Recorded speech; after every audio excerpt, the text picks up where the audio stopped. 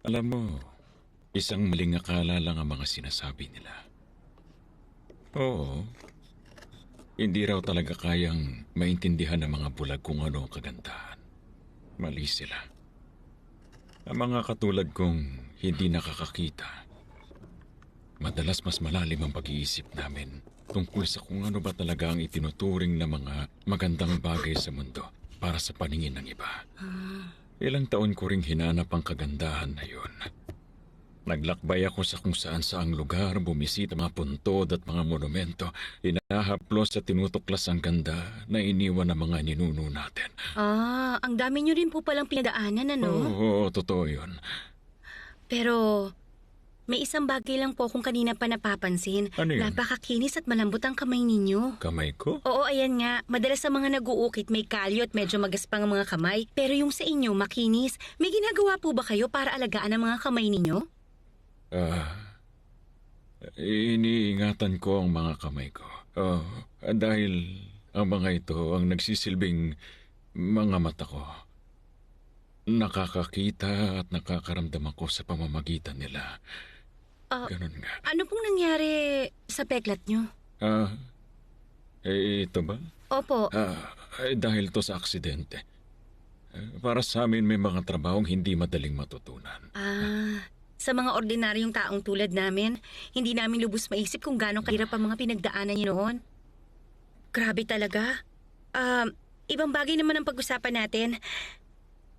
Isa po kayong stamp engraving artist. At nagawa po ninyong palakihin ang mag-isa ang anak ninyong lalaki sa kabila ng pagiging abala sa sarili ninyong negosyo. Tapos, nung nagkaedad na kayo, ang anak niyo naman na namahala sa Chon pong engraving ngayon. Siya na ang namamahala ngayon. Sa tingin ko gustong malaman nyo ng viewers natin. Yung kwento ng buhay niyo kung paano nyo nagawang pagsabayin ang pagtatrabaho at pagiging isang magulang. At bakit naman sila magkakaroon ng interes na malaman niya? Biro lang, pero hindi naging madali ang lahat. Lalo sa isang katulad kong hindi nakakatawa. Ay, oo, mahirap po talaga. Pero lalaki rin na kahit hayaan nyo. Ngunit hindi siya kusang matutong hindi dahil sa inyo. At yun ang gusto naming malaman kung ano yung mga hirap na dinaanan ninyo at iniisip habang pinalalaki siya. Yun po. Hindi naging madali. Opo. Ano namang silbi nun? Sige lang po. May oras pa naman po tayo. Ang oras ay 3:04 ng hapon. Dong Juan, kailangan ko muna magpahinga. Papa, mga abala silang tao, kaya baka... Sandali lang po, pasensya sige, na. pagpatuloy na lang natin to. Kaya ko... Pasensya na po kasi hindi ko napansin yung oras. Sobrang natuwa ako sa Pasensya kwentuhan na. natin. Magpahinga na muna tayo. Halika Pasensya na na. muna, Papa, sa labas. Take 5 muna tayo, ah. Pinto, ingat ha. Salamat. Dito na lang siguro. Tama, tama. Wow. Dongwan, sobrang kahanga-hanga talaga ang papa mo. Higit pa siya. Bakit? Bakit mo nagawa yun? Bakit?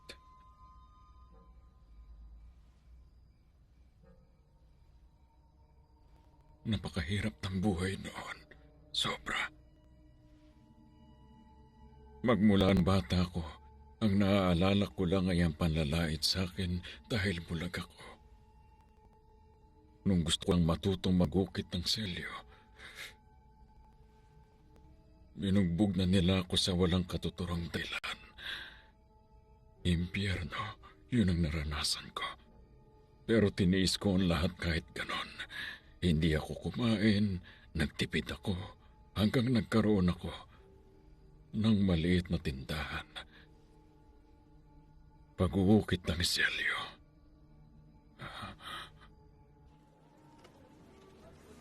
Akala ko, kaya ko nang magtiis kahit 10 beses pa ang hirap na pinagdaanan ko. Ay, ikaw talaga?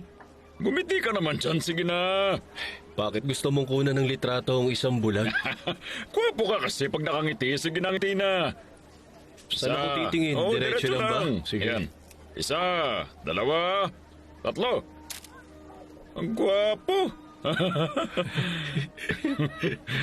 Ay, naku. Nakakabilib na nagagawa mong ganito kahit hindi ka nakakakita. Yang Yu, kapag nakakakita ako ng mga katulad mong masipag, tumataas talaga ang respeto ko. Nga pala, may naisip akong magandang iregalo sa'yo. Yung litratong kinuhanan ko, ipapa-frame ko yun. Isabit mo yun sa pinakamagandang lugar kapag sumikat ka na. Sir, Oh, maraming salamat. Magtatrabaho ko ng Sige. mabuti. sige. Magbutihin mo.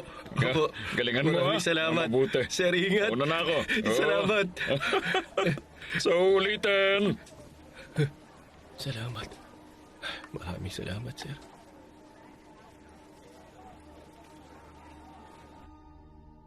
Pero hindi nangyari ang inaasahan ko.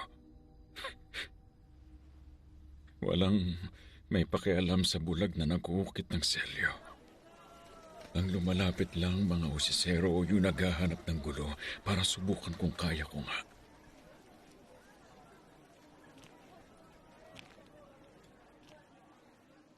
Doon ko nakilala ang nanay mo.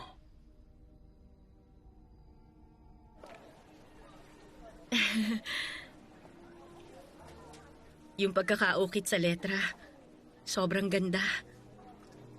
Maganda ang gawa ko.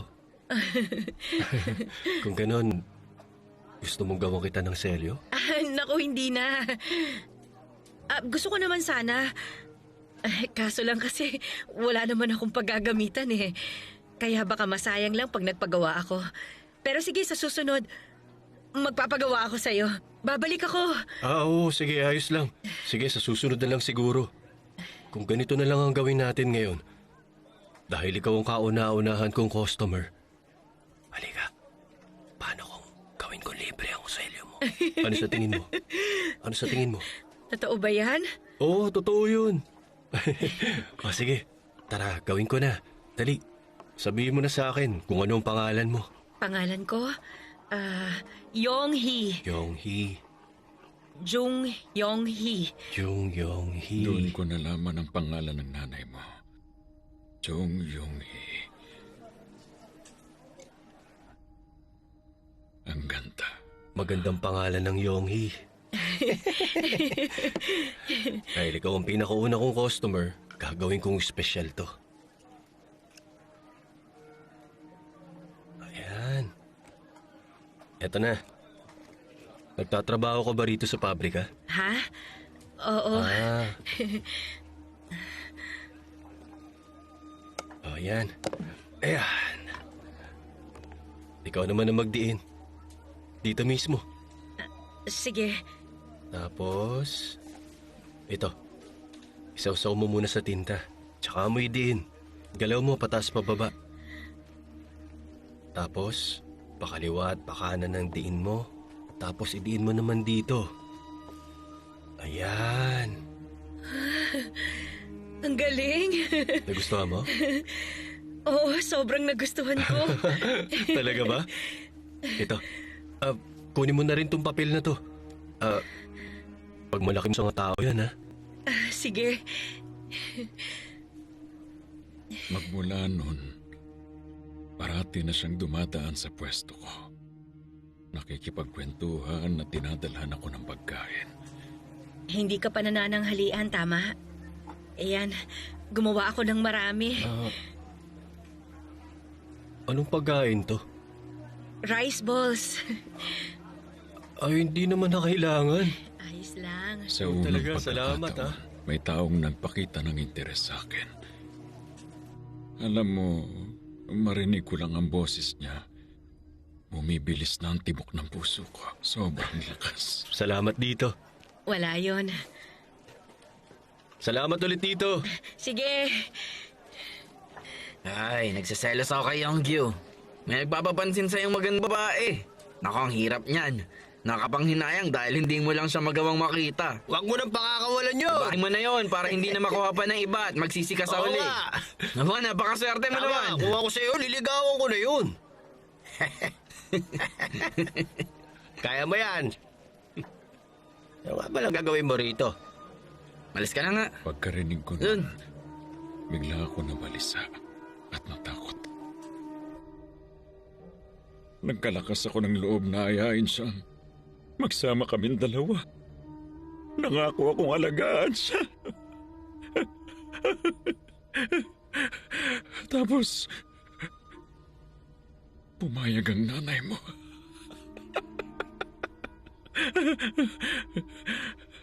Alam mo ba, hindi ko talaga maisip na ganun pala ako kaswerte. Ayan, palakpakan natin sila! Maligayang bagong kasal sa inyo! Ay, sandali lang. Ano nga uli yung saysay ng pag-aasawa? Hindi ba pagkakaroon ng maraming anak? Di ba? Tingnan mo to. Ngiti-ngiti naman o. O, kailan? Mamayang gabi? Naku, Yongju. Napakaswerte mo naman, no? Parating gabi sa'yo. O, sige. Dahil kasal mo ngayon, kukuharan ko kayo ng litratong dalawa. Tayo na dyan. Pwesto kayo. Yan. Pwesto na. Yan. Tama yan. Sa banda dito. Ayos na. O, ngiti ha. Doon nagsimulang mabuo ang kauna-unahang pangarap ko. Ang tsaking hindi kailanman babastusin si Yonghi. At Salamat. Tayong bati, Oh, bakit? Bakit siya umiiyak? Ano, nagugutom ka na siguro, no? Pabalik na si nanay. Nandito na Oh, ako. nandito ka na. Siguradong nagugutom na si Dongan. Ito. Ayan. Yan. Nung ipinanganak ka, halos hindi kami makaraos kahit pareho kami nagtrabaho. Pero kinakaya rin namin kahit sobrang hirap.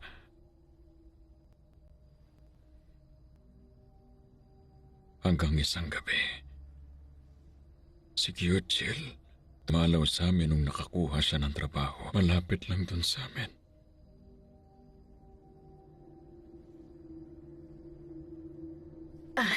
Ay, salamat sa'yo. Sige. Ito. Tikman mo to. Ayan. Sige.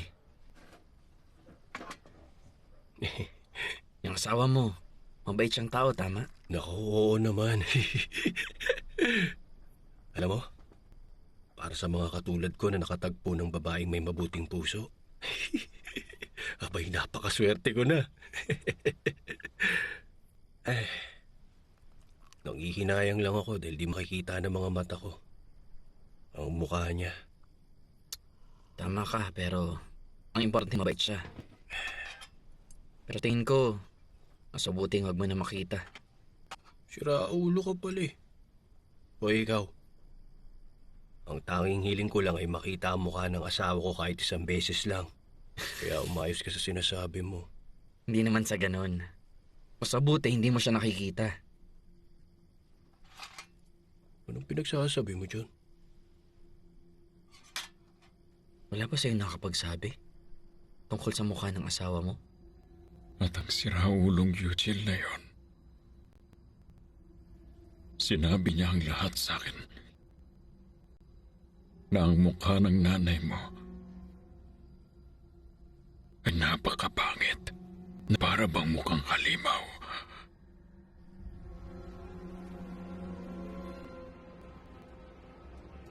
At doon ako tuluyang nagising.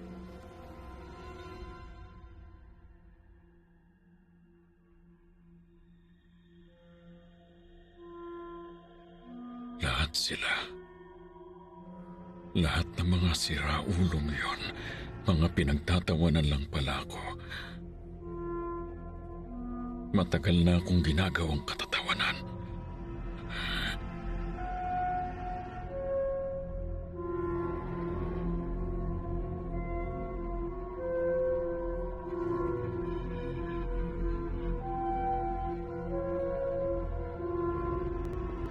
Mula pagkabata, nilalait at minamaliit na ako. Ginawa ko ang lahat upang makalaya sa ganon. Pero patuloy pa rin yung nangyayari sa akin. Paulit-ulit.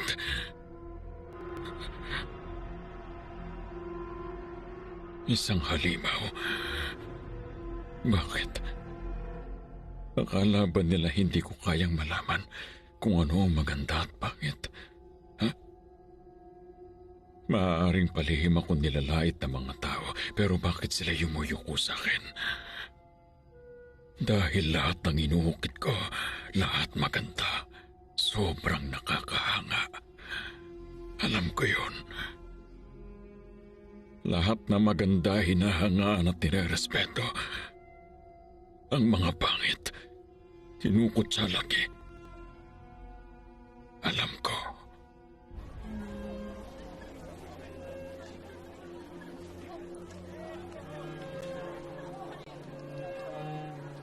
Doon nagsimulang makita ko ang mga bagay na hindi ko napapansin noon. Lahat. Lahat.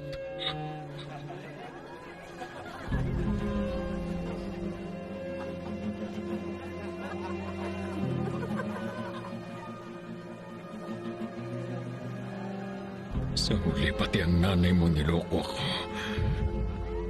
Gaano kaya kababa ang tingin niya sa akin? Lumapit lang siya upang kutsayin.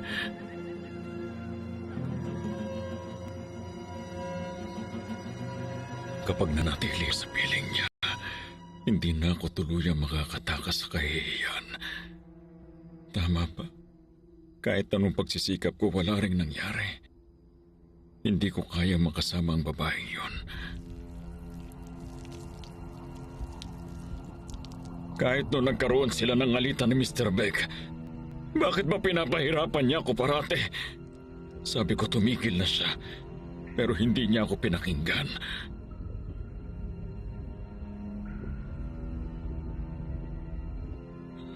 Sana mamatay na siya. Mamatay na siya. Mamatay. Pakiusap sana may pumatay sa kanya. Patayin siya.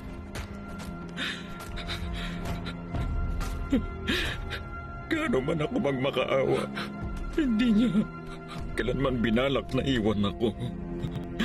Kahit labis ang bugbog na tinamo niya, bumabalik pa rin siya.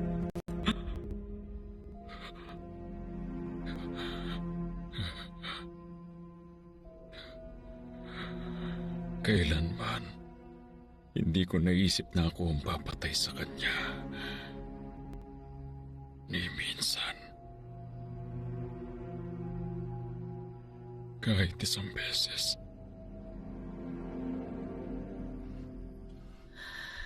Pinuntahan mo na naman ba si boss? Ha? Ano, Ha? alam mo namang Bakit? Bakit ba palagi ka na lang naghahanap ng gulo? Di ka na lang manahimik!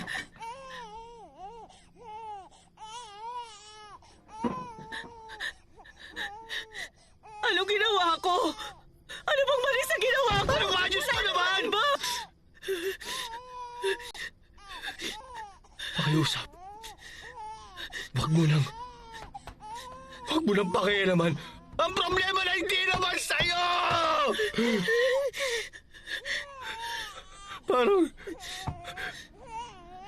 Parang isang daga. Gusto kong mamuhay na lang ng tahimik. Ha?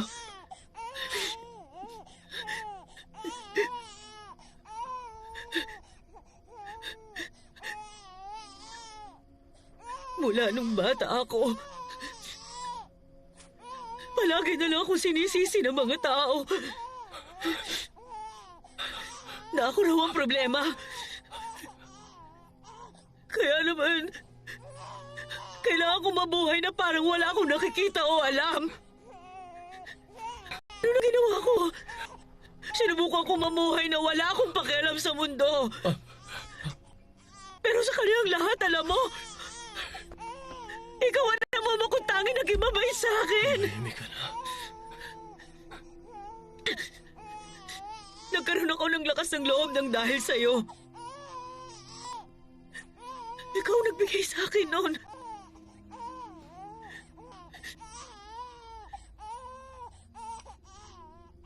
Hindi mo ko hinusgahan kahit pangit ang itsura ko.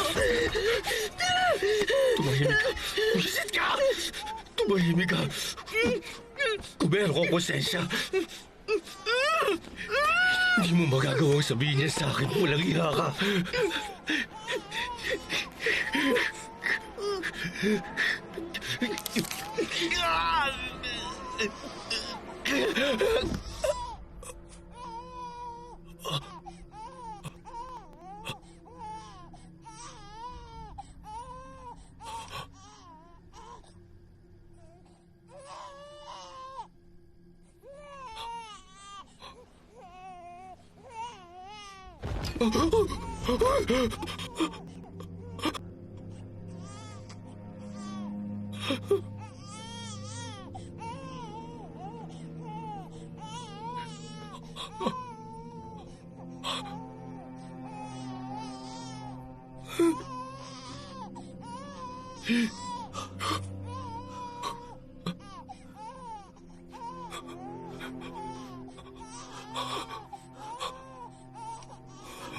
Walang ibang makakaalam. Wala. Dahil wala rin namang may pakialam. Hindi ba? Dongan? Nung gabing yun sa sarili ko mga kamay, itinaboy ko ang kahihiyang pilit na pumasok sa buhay ko nang walang nakakaalam.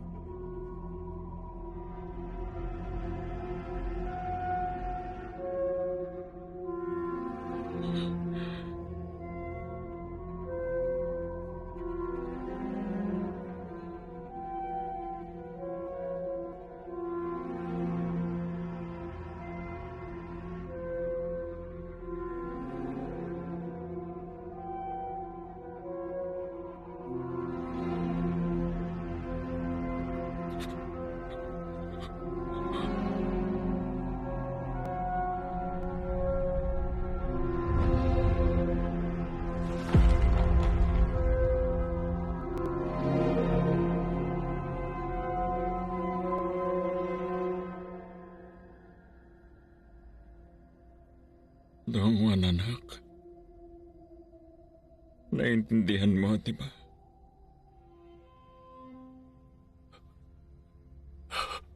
Alam mo, sa totoo lang, para na rin sa ikabubuti mo yon. Dapat mong maintindihan. Ha? Halika. Anak, halika. Gusto ko lang maipasa sa iyo ang mabubuting bagay, anak. Dapat mong maintindihan. Halika. Hindi ko maintindihan ang ginawa mo. Hindi ko kayang tanggapin yun. Kung hindi mo kayang intindihin, ibig sabihin wala kang kwenta. Ano? Wala kang ginawa kundi makinabang sa lahat ng pinaghirapan ko. Intindihin mo.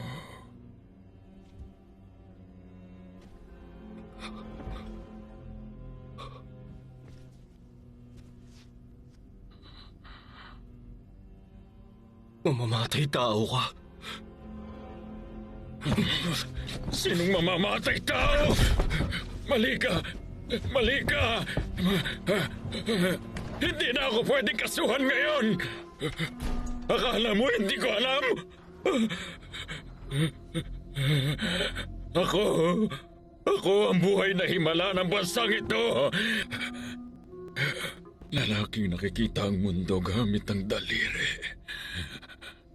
Isang buhay na himala. Wala akong pinatay.